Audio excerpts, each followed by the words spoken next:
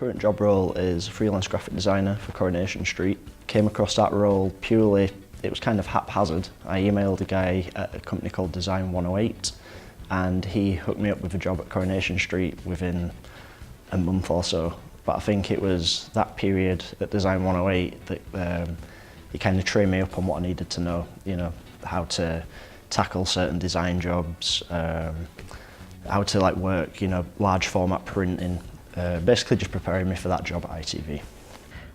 So I study interior design, third year. I've done like a number of projects based on bars, restaurants, set design.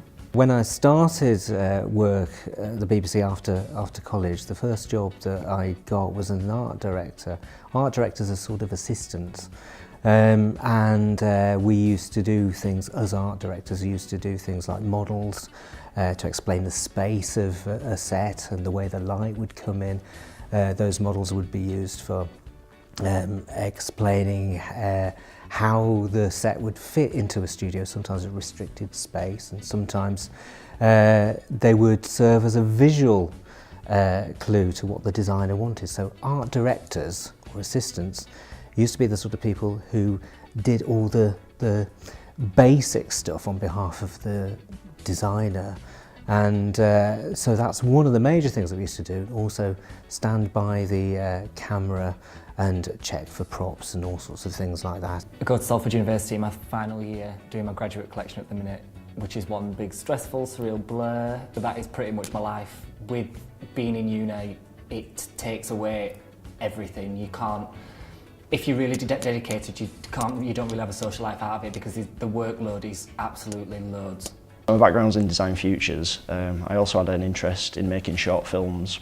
Did a lot of the design work for those films and worked closely with a designer who's kind of my senior on those projects, which helped prepare me for, in the long run, to work at Coronation Street. At the time, I didn't really take it into account that that's what I was doing. The degree that I did was an interior design degree, and that was the foundation for applying to work in media in those days, from an art directing point of view or a designer point of view. And the background that most people had was either in architecture or interior design. My degree was in interior design.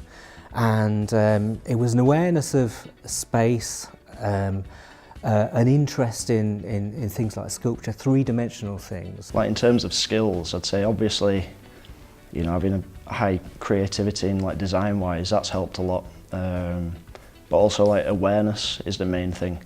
Like you've got to take into consideration that on Coronation Street it's not necessarily like an upper class like set in Salford, so you've got to take into consideration that the products that you design, they have to show a level of quality, if you know what I mean. So you can't have, you know, you couldn't work on the fanciest wine bottle label because the people on Coronation Street wouldn't be drinking the fanciest wine unless it was stated that it was a, you know, special occasion. My design work is normally very different to everybody else's, but a lot of it is based on sketching, and that's where the majority of the ideas come from, really. Well, my final collection is called Malleus Maleficorum, which was wrote in Italy by monks of the 14th century, which means Hammer of the Witches, and it's what the witch hunters in Britain used throughout the 15th and 16th century to find accused witches. So all my collection's based on witchcraft in the 15th century. I take my influences all over the place normally. I just research quite a lot. I try to keep up to date with all the kind of like designs. Went for interviews at Gareth Pugh and Iris von Harpen, which are like huge in fashion, which was incredible, so I did get them. But then I went for an interview with a smaller company, called a smaller studio, Alex Noble, and that was the one I ended up going for because he was such an incredible talent, and he does more the showpieces like he did when Gaga did the 2010, I think it was 2010 Brit Awards, the year Alexander McQueen died, and she dedicated her performance to it. He made the white lace catsuit, and he's done a lot of stuff for Gaga, and that's the one woman in the whole world that I want to dress. One of it was based on a typical interior design company, and that was based in Manchester. It's quite fun to work for, really. It was a lot of private clients and things like that. It was very secretive in regards to budgets and design work and stuff like that. But I've also done set design, and that was, I think, a highlight of the work experience that I've done during university course. See, I think there is quite a lot out there for people. Like, you've got the new gen scheme, and I don't know, you can go and do a master's, which that gives you so much press attention depending on whereabouts you go. But yeah, I think it's something that if that's what you want to do, then you've really got to look into it. But to me, it's more about work experience. I think that's the most valuable. There is quite a lot of things that you can learn from within the industry. Majority of it is experience. I've tried very hard to get my work experience. But like I said, if you carry on basically bothering people and speaking to people that you need to speak to, eventually you'll get there, because they'll remember you. They'll be like, oh, that's the one that was like ringing us all the time. I would recommend working on a freelance basis. I mean, it was something I always wanted to do.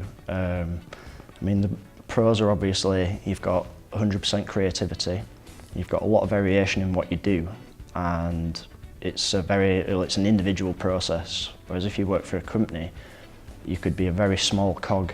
And some people work better like that, you know. Some people could sit and help build a website if they're moving, you know, text to the left slightly, and they could spend 8 hours a day doing that. Me personally, I couldn't. I need like creative control over what I do. That's how I work best. That's how I come up with like my ideas. It's how I get them out there. Working freelance gives you a lot of freedom, if you like, away from the politics of working for a company. That's the biggest boon of working freelance, and in a way it's really refreshing to be able to walk away from a meeting and go home and inhabit your own little space. You're always communicating with people, so you're not always in isolation, but it is absolutely lovely to be your own boss. That's one of the nicest things about working freelance. People working without getting paid for it, basically, it can be a bit of an argument, but at the end of the day, I look at it as if they're doing you a favour for giving you experience, because of the number of graduates there is every year, the number of students doing similar courses is ridiculous. So to be able to go through an interview, be successful at the interview, and then get a position for like even 2 weeks is something that you'll learn from much more than you will in uni for that duration of 2 weeks. Well, I did it for 6 months, and to me that was the most, that I've learned the most in that 6 months than what I've done 3 years at uni. And not only that, you get to meet the people that are actually in the industry and get advice from them. Like both Alex and Piers have just been amazing. Like, I could count them as friends now as opposed to my bosses. They were just incredible. And I know that they're always there if ever I need anything. But no, if my biggest advice to anybody that wants to do it is doing work placement, because it's really, that's what it goes on. I'm not very keen on students, people working for free, because I think it devalues the product. However, I do understand why it happens. But I'm not very comfortable. I would never ask anybody to work for free, and I don't think anybody should. You know, like set yourself little tasks. So say if you come up with a film idea in your head, think, well, you know, how would that look? How would that be stylized? You know, you could say if you wanted to get into set design, you'd start doing, you know, like perspective drawings of different sets and like dressing them in certain ways, and basically building up a portfolio. That helps. The other one is there's a lot of websites, you know, like Talent Circle and like Mandy.com, where these places they basically recruit people in the media industry. I wish I'd have known about them when I was at uni. I found out about those through working at Coronation Street. So if you know about those from an earlier age, you can tailor it more specifically to that. I think it's difficult these days for people to break into the industry because it's very hard to see a way in. It's not as clear cut these days as it used to be 20, 30 years ago, when places like the BBC were bigger and they were very much more an organisation with departments who had specific responsibilities, and you were sort of looked after a little bit more. It's quite hard these days to find a way in, because there's not any obvious training grounds other than university. You can't walk into a big company and they'll train you to be a designer anymore. You have to sort of learn on the hoof. After graduation, hopefully, I will get into master courses. If not, then hopefully I'll be able to get into set design, BBC hopefully, but see how it goes.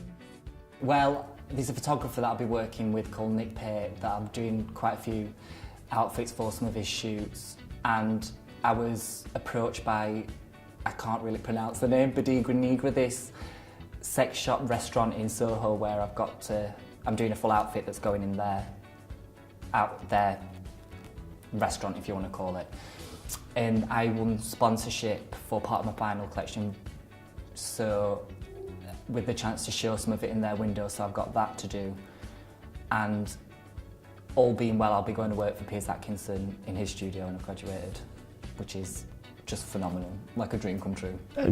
Keep working in television.